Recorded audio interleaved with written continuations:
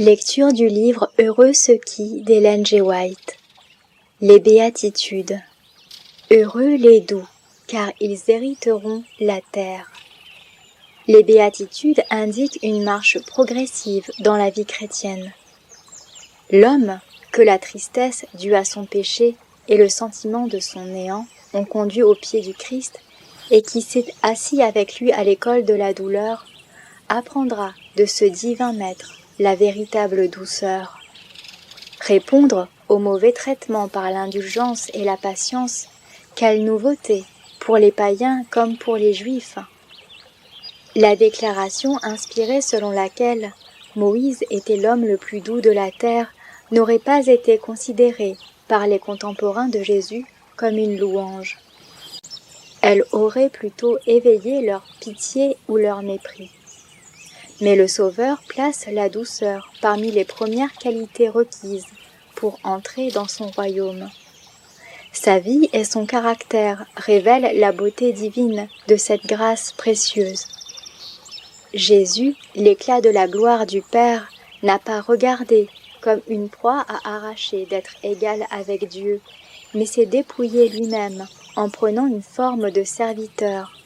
Philippiens chapitre 2, versets 6 et 7. Il consentit à passer par toutes les phases humiliantes de la vie, vivant au milieu de notre humanité, non comme un roi exigeant des hommages, mais comme un homme dont la mission est de servir son prochain.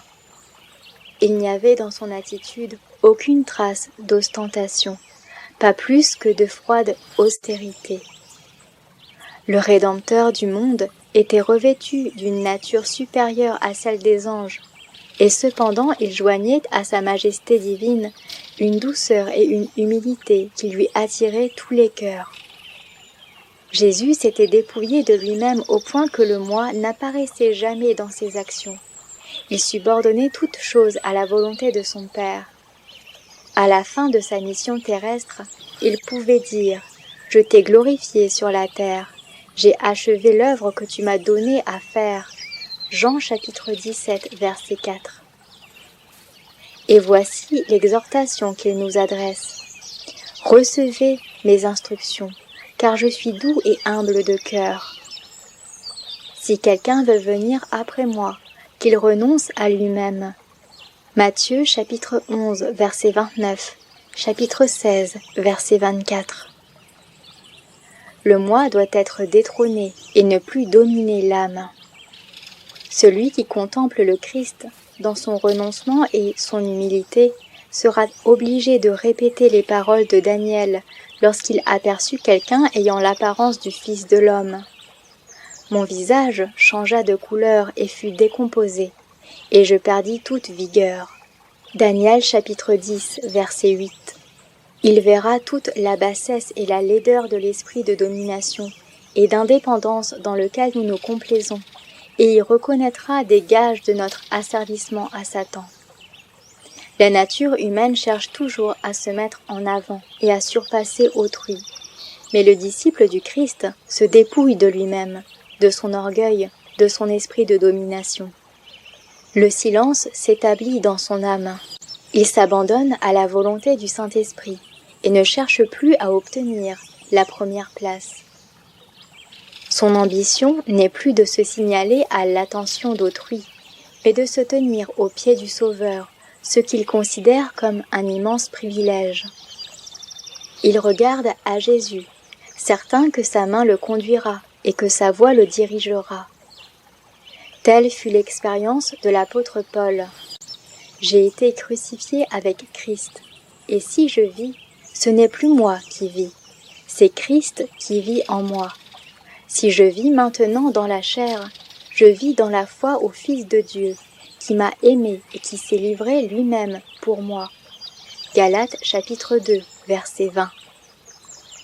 Lorsque nous permettrons au Christ de demeurer dans notre âme, la paix de Dieu qui surpasse toute intelligence gardera nos cœurs et nos esprits en lui.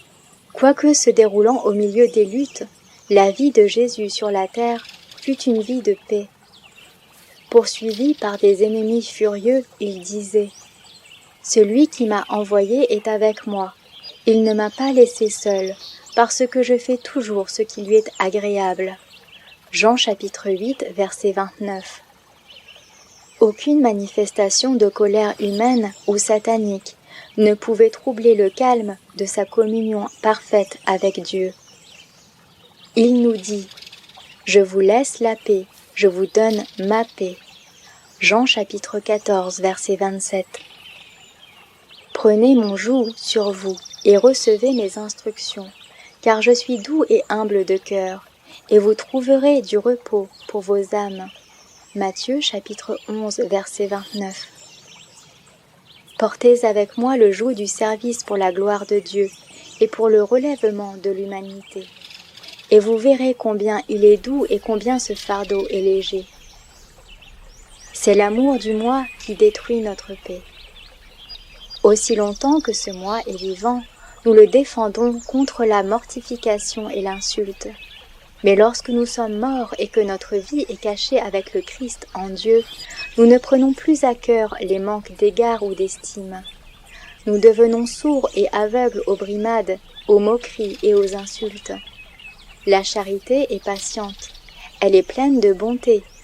La charité n'est pas envieuse, la charité ne se vante pas, elle ne s'enfle pas d'orgueil, elle ne fait rien de malhonnête, elle ne cherche pas son intérêt, elle ne s'irrite pas, elle ne soupçonne pas le mal, elle ne se réjouit pas de l'injustice, mais elle se réjouit de la vérité, elle excuse tout, elle croit tout, elle espère tout, elle supporte tout. La charité ne périt jamais. 1 Corinthiens chapitre 13, du verset 4 au verset 8. Le bonheur terrestre est éphémère. Il dépend essentiellement des circonstances qui le produisent. Mais la paix du Christ est une paix qui demeure.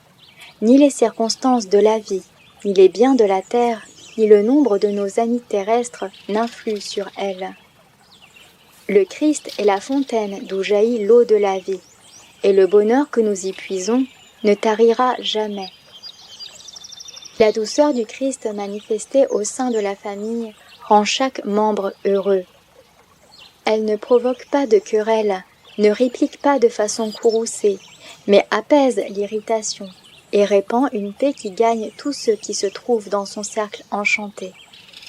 Elle intègre à la grande famille du ciel les familles où elle règne ici-bas.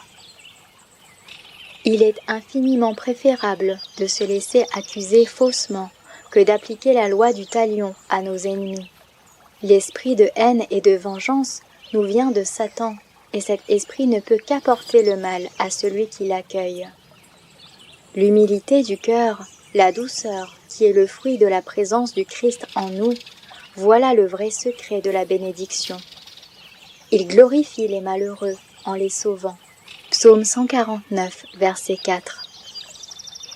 Les débonnaires hériteront la terre. C'est l'orgueil qui a ouvert la porte du monde au péché. C'est par lui que nos premiers parents ont perdu la domination de la terre, leur royaume. Par son abnégation, le Sauveur a racheté ce qui avait été perdu, et il déclare que nous devons vaincre comme il a vaincu. C'est en nous humiliant et en nous abandonnant à lui que nous deviendrons héritiers avec lui, au moment où les débonnaires hériteront la terre.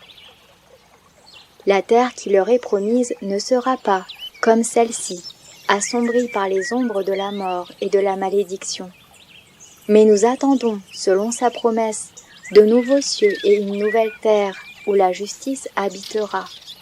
2 Pierre chapitre 3, verset 13. Il n'y aura plus d'anathème. Le trône de Dieu et de l'agneau sera dans la ville. Ses serviteurs le serviront. Apocalypse chapitre 22, verset 3. Sur cette terre nouvelle, il n'y aura plus de déception, plus de douleur, plus de péché, plus personne qui dise « je suis malade ». Il n'y aura plus de tombe, plus de deuil, plus de mort, plus de séparation, plus de cœur brisé.